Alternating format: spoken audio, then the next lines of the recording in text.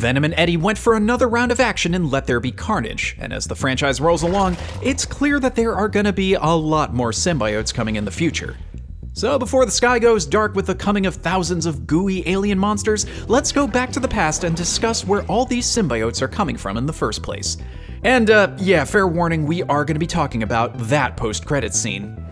For a while, we knew about as much of the symbiotes' history in the comics as we've seen in the movies. They were just gross, gooey parasites that would occasionally fall from the sky or reproduce increasingly violent offspring. The last several years have seen a renaissance of Venom and the history of the symbiotes. And now we can officially call them by their real name, the Klyntar.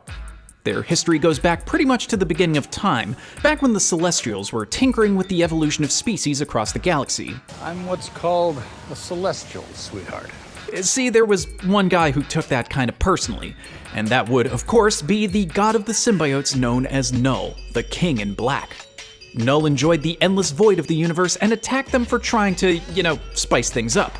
He created the All Black, the first symbiote, as a weapon to fight against them.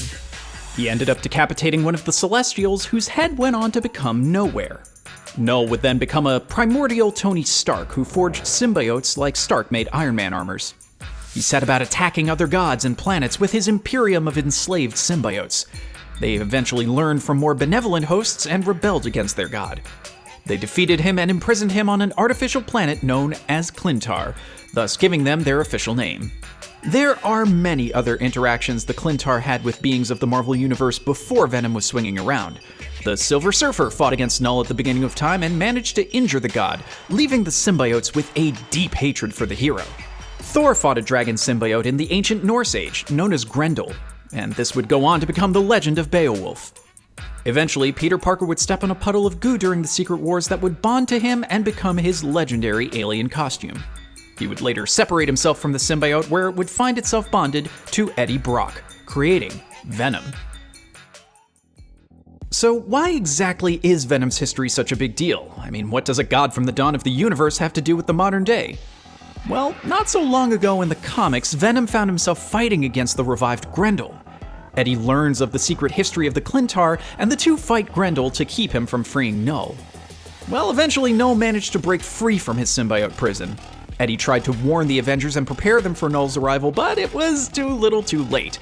And during the King in Black event, Knull broke free from his constraints and attacked the planet Earth. Knull arrived with Celestials bonded to the symbiotes, and his army of symbiotes even blacked out the sky itself. The Avengers, the X-Men, the Fantastic Four, and other heroes banded together to take him down. But ultimately, Venom was able to finish off the King in Black and become the new god of the symbiotes. So, yeah, that would make for a pretty good movie. Venom 3, The King in Black, would be kind of amazing. Spectacular, if you will.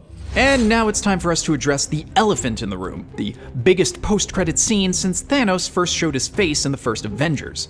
See, at the end of Let There Be Carnage, Venom tries to tell Eddie some of the secrets of the symbiotes. And just as we're about to get some answers, something mysterious happens, and Eddie finds himself watching J. Jonah Jameson of the Marvel Cinematic Universe revealing Peter Parker's identity. This is a blatant setup for Venom and Peter to finally meet, hopefully in No Way Home later this year. I mean, Pete will be fighting at least 3 different villains from previous movies, and since there's still no official confirmation that the Tobey Maguire-Andrew Garfield tag team will be arriving to help, Venom would definitely be a big ally to get. Bingo. As far as the MCU goes, Venom's history fits in pretty well. In Thor: The Dark World, Malekith's whole plan is to shroud the entire universe in darkness as it was billions of years ago. This certainly sounds like the galaxy as it was in Knull's day, and Eternals is also set to formally introduce us to the Celestials and their history. This could even give us our first glimpse of Knull.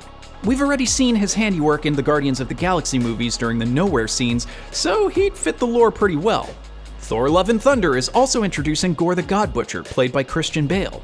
He wields All Black the Necrosword, taken from Knull himself. Without it, he's not much of a threat, so it will definitely make an appearance. And hopefully they also throw in a flashback where ancient Thor takes Grendel down. All this could lead to a big Avengers-style crossover where Venom and Spider-Man team up with the entire MCU to fight Knull off. So yeah, that's pretty much why everyone's freaking out about the Let There Be Carnage post-credits scene. Venom's gonna be ruling the MCU here pretty soon. So, now that Venom is pretty much in the MCU now, does that mean he's eligible to become an Avenger? I mean, sure, he's more qualified to be a Guardian of the Galaxy, given that he's an alien with a thing for violence, and totally did that as Agent Venom in the comics at one time. Still though, I'd love to see Sam and Bucky react to their new Avenger buddy in all his disgusting glory.